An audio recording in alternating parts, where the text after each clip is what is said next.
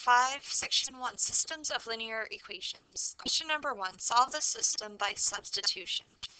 Now in my instructor hints, I do give step-by-step for how to go through and solve by using the substitution method.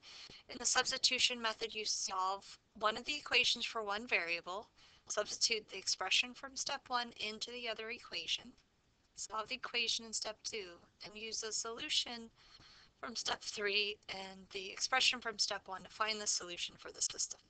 Okay, you can refer to those steps while I work through this example and show you how we can solve this by substitution. And the very first step is to take one of the equations and solve for one of the variables. I'm going to take the second equation because I'm going to solve this equation, second equation for y, get y by itself. When we do that, I'm going to add x to both sides of the equation, and I get y is equal to x plus 10, or 10 plus x. Now, that's our step number 1. Step number 2 would be to take this value here for y and substitute it into the other equation. So we're going to take and substitute y, the y that we get here, we're going to substitute it into the first equation. What that looks like is the first equation is 5x plus 2y equals negative 15. Since we solved the second equation for y, I'm going to plug that in to the y in the first equation, and we get 5x plus 2 in parentheses. I'm going to put x plus 10 equals negative 15. Using algebra, we're going to simplify by distributing, and we get 5x plus 2x plus 20 equals negative 15. I'm going to combine like terms to get 7x plus 20 equals negative 15. Now I'm going to subtract 20 from both sides of the equation to get 7x is equal to negative 35. And then finally I'm going to divide both sides by 7 to get x equals negative 35 divided by 7, which is negative 5. Alright, so what we did, step number 1 is to take the first equation, or take an equation, that's step number 1, solve one of the equations for one of the variables. Step number 2 would be to substitute that into the other equation. Step number 3 would be to solve that equation for that variable. Now the very last step is to take this answer that we get for x, and we're going to plug it into step number 1. And that is going to look like y is equal to x plus 10, and we found that x was negative 5, so it's going to be negative 5 plus 10. So y has to equal negative 5 plus 10, which is 5. Now the way we write our solution is we can write it as an ordered pair. And again, that was our step number 4.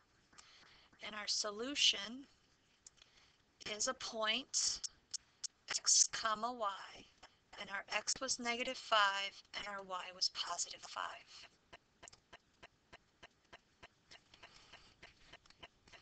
Let's check our answer. The solution set is a point, so I'm going to select the point and type in negative 5 for x and positive 5 for y.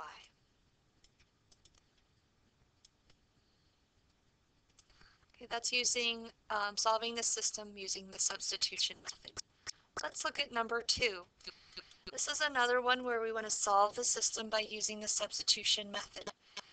The first step is just take one of the equations and solve for one of the variables. In this case, step number 1 is already done for us. We already have the y by itself in the second equation. What we're going to do is plug what that y equals, plug it into the first equation. to get 2x plus this y. I'm going to replace it with 3x equals 5. I'm going to solve this equation by combining like terms. 2x plus 3x is 5x. 5x equals 5. Divide both sides by 5 to get x equals 1. Now we take this answer, x equals 1, and we're going to plug it back into our step number 1 to find y. Y is equal to 3 times x, and we found that x was 1, so y is equal to 3. Our solution is the point x comma y, or 1 comma 3. Let's check. Our solution is a point 1 comma 3.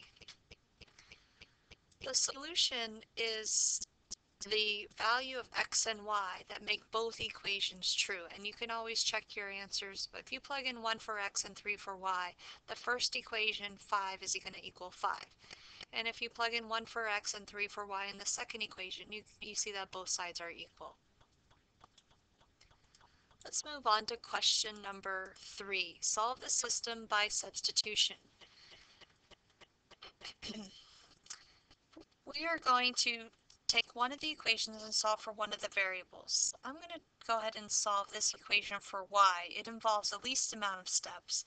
So to solve the second equation for y, I'm going to add 5x to both sides of the second equation. When you simplify this, you get y equals 22 plus 5x is the same thing as 5x plus 22. We are going to substitute this y, the y here, into the y in the other equation. That will look like 9x plus 9y. Instead of y, I'm going to replace y with 5x plus 22 equals negative 18. So I simply rewrote the first equation and replaced the y in the first equation with what the y equals in the second equation. I'm going to distribute the 9 to get 9x plus 9 times 5x is 45x. 9 times 22, that is going to be 192.